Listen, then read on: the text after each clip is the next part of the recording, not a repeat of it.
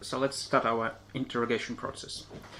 Switch the light on. Switch the light on, yes. We are sitting in the wonderful kitchen, and it's a sunny day. That's all what I can say in my broken English. But in St. Petersburg. St. Petersburg, exactly. And we are lucky to have two guys. One of them is just our witness, so we will keep him in the shadow. And also we have a Caroline Waters, who's not first comer in Russia. She teaches internationally and quite famous as a teacher of improvisation and dance. And well, let's ask her, who is she actually? So give us a couple of, because before we start recording, we started to talk about identities. Can you give some ideas of your craft, of your destiny in terms of teaching or learning something, just in a couple of sentences, if it makes sense? Destiny. Well, I'm an independent theatre maker and dance practitioner, and I stress the independent because I've never really worked in any company or been part of any organisation. I've always been part of setting my own things up or creating collaborations with people in the moment. So I haven't had a big backing from big organisations, but it's given me a lot of freedom to experiment and stay open to new ideas. I come from England and I was educated at Dartington, and Dartington College of Arts has got its own history in the experimental world of theatre education, and a place where art was supposed to be for all, and all the workers on the... Okay, it's quite enough for CV, right? It's very serious approach. But if we'll ask you more about your personal dramas, or at least happy moments of facing some encounters, or people who were your own teachers or inspirations, or moments then you dramatically realized that you probably more interested and enlightened by improvisation as an approach. Well, and actually, what is it? Because we have mentioned theater, we have mentioned different things, which is not so obvious, because by term theater, by this word, you can understand probably 25 different things. Well, that's why I mentioned Dartington, because of the context of being educated at Dartington. It meant I've got a degree in improvisation, and I spent 4 years exploring many different ways of working with voice, movement, text. You know, it was exploring these ways of working with improvisation. So it has a big influence on the way that I see the world and where I come from. Which is first dramatic moment in Russia, because we never had this degree actually. And why it is so? I mean, is it because Russia didn't have great improvisers? I believe we had somebody. Why we don't, and never thought about it as about something which can be possibly, if not institutionalized, but at least somehow transformed to discipline, which can be taught by somebody like you, for example. Well, I mean, some people don't believe that improvisation can be taught, and because by the nature of it being not fixed, makes it hard to promote and make into a product. Because the whole point is, it's not a product that you're going for; it's the process by which you're trying something out. And I think in Russia, it's a great cultural history, and I feel like Russians are educated much more. I've even just normal everyday people on the street have more sense of their own writers or their own history, and it's still very much in the culture that improvisation isn't even begun or even been born yet in a way. The biggest issue for me is then we slightly generalize it, because you can think about jazz music, right? Yeah. They have quite good textbooks about improvisation already. It's starting from the horizontal level, right? Well, jazz is always your first way into improvisation, it's true. And I used to say, when people ask me what I did, I'd say, if you know jazz, the extreme end of jazz, improvisation where it could be sound or silent, or it's not about the tune, that's improvisation. And it's still very new for lots of people, even in the West, even though this is kind of West now, isn't it? You still believe in this concept of West, East, and man, female, male, or transgender. I mean, what kind of identities are important for you now? Then you consider yourself somebody, or then you talk about somebody else. Because for me, partly chance to meet somebody from different culture, it's always a question about different body lines, different ways, because you smile in a different way, you have a different sense of humor, and sometimes it is so, sometimes not. But for you, because you definitely faced a lot of different people around your traveling and journeys, especially creative people, male and female. You mentioned, for example, that this is a man's world, and it's very much this phallocratic civilization, if you like. So what's kind of really landscapes? I mean, how you describe the world in terms of improvisation. I mean, in terms of how it's changed you. I mean, do you really think about physicality or bodiness? Do you think about music of different cultures and people? Well, no, but I mean, the thing that I've always said about improvisation and where I fall down in the more formal environment is that I don't have an agenda. It's like not often, like if somebody writes a book or writes a play, they have a theme and a subject and a topic that they want to explain, or have a vision and see something that they want to paint, and I don't. I'm there finding out what's going to happen. Well, that's my agenda. So I don't try and enforce something from the outside. I try to find something that is there and illuminate what is there. Did you connect it somehow with Zen Buddhistic or any other? Well, because of the thing for me, I was very influenced by the beat poets and the whole 50s art culture, and like Jackson Pollock and the whole and Jack Kerouac. And the thing is, those guys. You also use drugs. Were influenced by Zen Buddhism, and of course they use drugs and alcohol and exploring. Sex even sometimes. Sex sometimes. Zen Buddhist monks never did it. Whereas for me, I didn't need to go towards the Buddhist. I wasn't particularly interested in Buddhism, but I recognised it as one of the places that influenced a scene. And also there's meditation. I mean, it's about meditation. With contact improvisation and the improvisational forms, often it's described as getting into a meditative state to be able to allow yourself to express yourself. Flow. Yeah, and the thing is, a difficulty for me is the fact that improvisation is a big topic, and if I'm teaching contact improvisation, there are slightly different ways of describing it as if it's just improvisation. And for contact improvisation, for me, it's about the study of self, other, and group. So you have to be aware of yourself, you have to be aware of the other person, and you have to be aware of the context that you are in, which of course it does relate to improvisation as well. But it's with contact you very clearly can understand that it has to be about self and other, and so there's a sort of third thing. And also, but I'm also interested in the voice. Well, it's a very abstract way of communicating.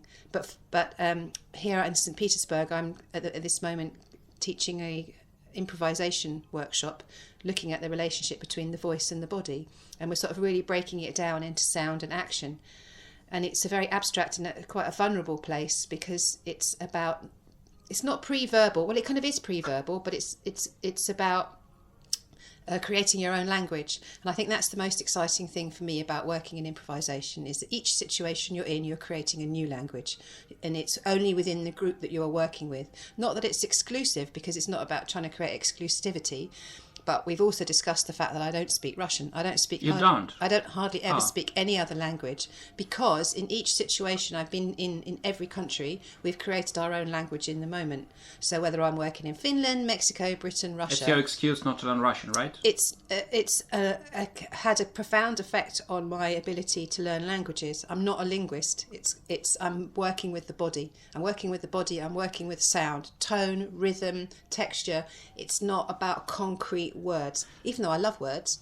But still, because I also sometimes love words, and this is a problem, right? How to verbalize something. Yep. It's a huge problem. And also, just because you manage to verbalize something, it doesn't mean to say anyone's going to understand you. Okay. And still, I asked you a couple of years ago, please be so kind, write any kind of textbook about your teaching, right? Try to create some text, and because text seems for me very important and crucial to have some fixed papers, whatever. But you denied it, probably because you know the truth that it doesn't help anybody. But still, you have some tools, right? Some ideas how to teach. You still have some structures. Maybe you have some pedagogical agenda which you somehow repeat. You have some fundamental ways to teach something. For example, one of your, not only your probably, but definitely you use it with shadowing stuff, or working in what you call the micro labs, right? So tiny groups of people who have to create something, and they stay in that stage of very fragile potential discovering themselves in a very blur and misty frames. But still, of course, you know about psychological and physical safeness, whatever. But basically, people faced absolutely impossible task to create something from nothing, as God did it. So it's Create quite, something from nothing. There you go. Yeah. That is something I believe in. yeah, exactly. It's quite Well, I suppose challenging. So give us some pedagogical tools if you. Well, the thing is, everything I'm going to say sounds a bit vague, because also I've been teaching a long time, and part of what I do when I approach a workshop is to try to figure out what makes people feel safe. Create some level of safety to allow people to explore. And that's what's interesting, and funnily enough, thinking about Russia and like the media, the history or what has come through media is that you feel like it's very strict here. Like when you think about the Russian gymnasts, that's the first kind of Russian as a British child. That's where you'd see Russians, you know, the tiny little gymnasts, and you'd think severe and it's really punishing and this kind of stuff. I'm the complete opposite in the way I want to work. Because somehow, as human beings, we like to punish ourselves. It's amazing how much we want to make ourselves feel By the way, bad. British did it in school until the middle of 20th century. Yeah, no, yeah. So and you shouldn't blame Russia for that. No, I wasn't. I'm not blaming penalty anybody, but there's also this, you know. So maybe that's also why I feel that I've been humiliated enough in my life through education, and I don't want to do that to people while I'm educating. You can't ever stop it, because if someone really wants to make themselves feel bad, they will. But so for me, it's just figuring out safety structures, and depending on who's in the room and whether I have any prior knowledge of their knowledge. But yesterday was a breakthrough for me, because I decided to throw people in at the deep end. Well, no, it's not a breakthrough. I've done it before. But in terms of voice, I know voice is much harder for people to make sounds without making any sense. And yesterday I just got people to do it, and I was amazed how people just went straight in there and were very open and very vocal, and it was great. I thought, cool, I can now start working slightly differently. I don't have to go through baby beginner blocks to sort of slowly find a way of making people feel safe. I mean, I usually work with the body, relaxation, touch, try to create a sense of group, and depending on the focus of the workshop, it can be about space and shape, as you've done a lot with me, but I take from other people. I take from viewpoints, I take from contact improvisation, I take from Keith Johnston's improvisation exercises. I mean, over the years, I've done a lot of workshops, I've read a lot, so I'm a bit of a magpie, and exercises that I've really enjoyed, I'll do them again, you know, try and make my own. So I actually don't have a formula. One of the biggest criticism about improvisation is that it's very amateur, it's more hidden psychotherapy than real art, and it doesn't have any value as in terms of like real achievements on any artistic result. And in this sense, what do you think about audience? Whom you I mean, what kind of relationship you create with audience? Maybe it's like real, because as you mentioned a little bit earlier, in a couple of days you will have a performance here. It will be 14th of June, right? 9th of June. 9th? What, for the workshop or my... No, the 30th of June. 14th of June, yeah. And it will be also moments of the contact with the audience, right? Yeah. It's quite risky, isn't it? Yeah. Not because it could be stupid bastards like me, but also because it's somehow offer which can be misunderstood. Yeah.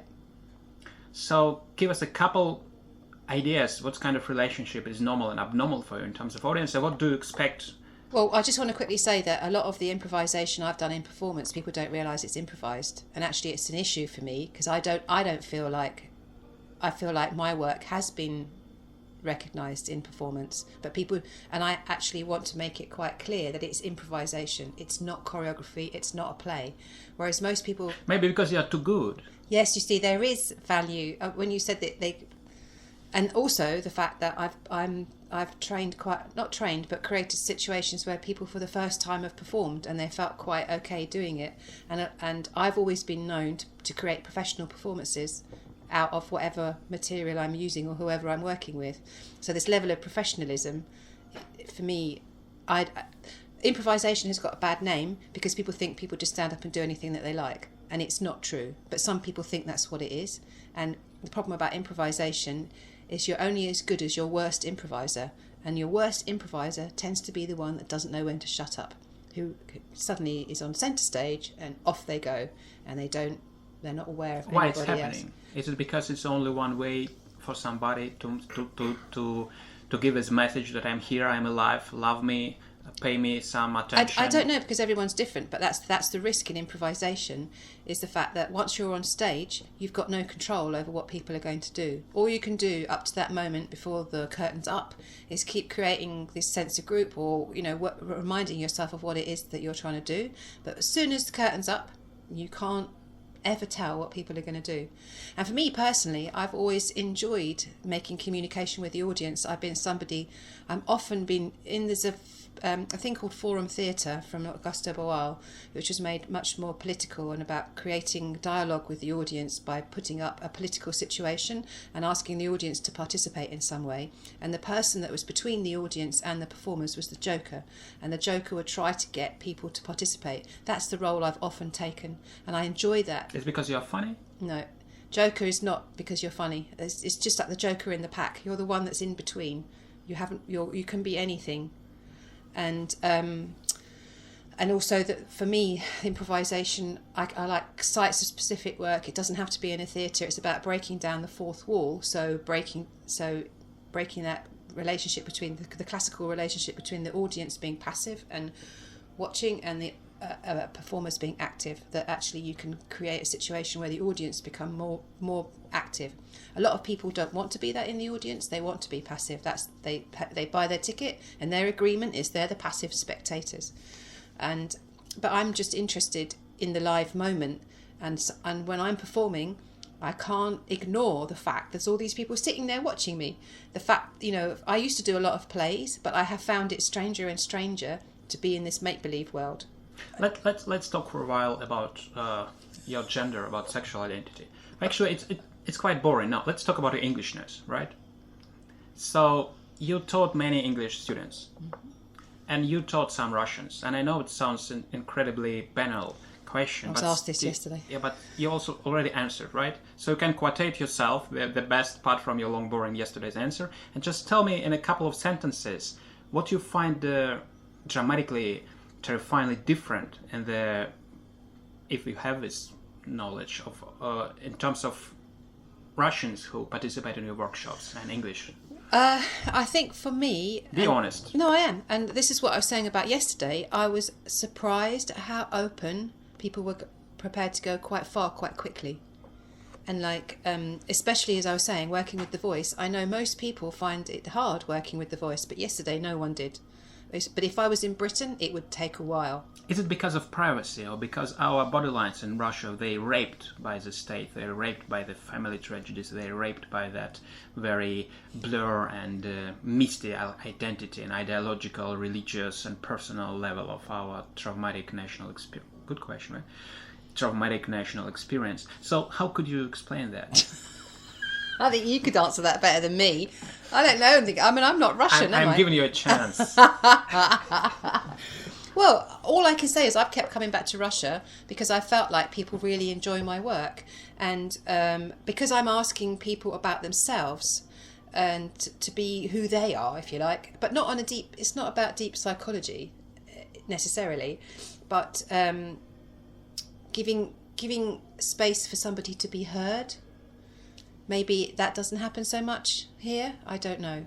But the fact that there are people here wanting to be heard or finding a way or realising they can be heard. Whereas in Britain, I think people are still very much masked, and it takes longer for the mask to come down. It could be true, because I also feel like in Russia, people are used to sharing small spaces. Like when I've stayed in people's houses, even staying here, you can accommodate people in a way that in Britain people wouldn't imagine. And I remember the first time I stayed in St. Petersburg, 9 of us stayed in one room, and somehow all the furniture moved around and these mats turned up, and it was like, we were all there. That's very, very rare. You'd find that in Britain. And maybe the last question, hopefully, for you and for audience, probably, is a question about exact themes. For example, some of your workshops, the way I participated, for example, they were connected with some exact themes. Yeah. And now I will use you pragmatically, because now I'm making my performance, it's theatrical laboratory, and the theme of that is a game. It's a game, and very, very different meanings. So give me some of your draft sketches about this theme. How it's connected with your own experience. But we're always playing a game, aren't we? One of the improvisation things is what game are we playing? Okay, it's the first level, the most cliche one. But I know that you're not so simple, aren't you? Give me some more. I mean, what's the specific game you are playing in your life? Can you give us a couple sentences about it? A specific game I'm playing in my life? What you mean, like? Well, the thing is, I actually started off the workshop with a game yesterday. Really? Yes. You stole my idea. No, but because there's this game called Cat and Mouse. Okay. But the thing is, it keeps changing, and for me, it's about trying to wake people up to the change of rule, and also to go again. Like if you normally play tag and you get had. In this moment, she's touching our witness. Our lovely friend here. Yeah. The relationship to then is to sort of be lost. But in this one, the role changes, and you immediately become the person who then has to then chase. But it's a little bit more complicated about how you create home, who's chasing who, how you chase people, what happens when you get home, and so you layer this thing. But it's all about change, and being aware, being open. Well, I wish you being open, but at the same time have a chance to create your own home and be happy as far as possible in our improvised world. Thank you for joining, and now we continue drinking our tea without you, dear audience. Goodbye.